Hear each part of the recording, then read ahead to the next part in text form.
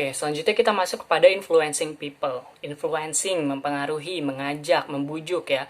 Dalam influencing ini erat kaitannya dengan yang namanya komunikasi persuasif gitu.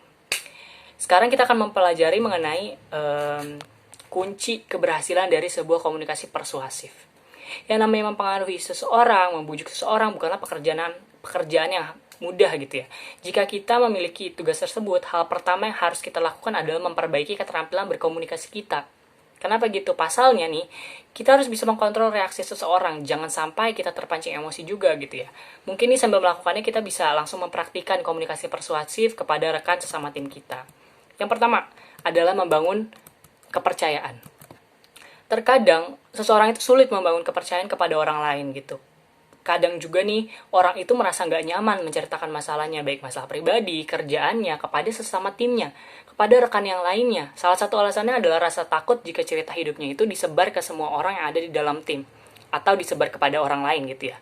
Sebagai komunikator persuasif, katakan bahwa kamu dan mungkin rekan teman yang lain sesama timnya itu dapat menolong gitu teman yang sedang bermasalah, teman yang sedang memiliki masalah juga gitu kan ya. Yakinkan bahwa kamu adalah istilahnya teman yang layak untuk diajak berbicara, teman yang layak untuk diajak cerita gitu ya.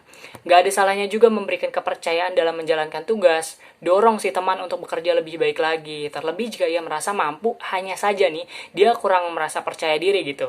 Gak ada salahnya memberikan ia pujian sebagai penyemangat dan dalam rangka menghargai kinerjanya gitu ya. Kemudian poin kedua adalah menularkan hal positif.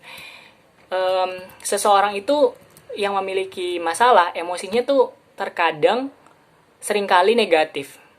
Baik negatif terhadap dirinya sendiri maupun lingkungan sekitarnya. Terkadang hal kayak gini tuh menghambat komunikasi antar sesama rekan tim gitu. Jika kamu menghadapi teman seperti ini nih, terima anggapan negatifnya, setelah itu berikan feedback positif gitu ya. Kita sebagai teman harus memberikan feedback positif ketika teman kita tuh merasa, oh ya kayaknya dia lagi emosi nih ya, dirinya dalam keadaan negatif.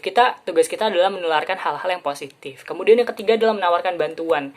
Jangan ragu untuk menawarkan bantuan kepada rekan kerja. Pastikan sang teman bahwa selama ada waktu, masih ada kesempatan tuh kamu bisa membantunya gitu ya. Di sisi lain, bantuan bisa berupa hal-hal yang lain gitu ya. Misalnya mengajak teman makan setelah jam kerja, liburan akhir pekan bersama, atau kegiatan yang membuat seseorang itu menjadi lebih rileks, lebih santai gitu. Terkadang saat sedang rileks, seseorang akan jauh lebih terbuka gitu dan bisa diajak curhat. Nah, itu beberapa hal yang bisa diterapkan, dipraktikkan dalam rangka mensukseskan komunikasi persuasif kita ketika kita mengaktualisasikan influencing people.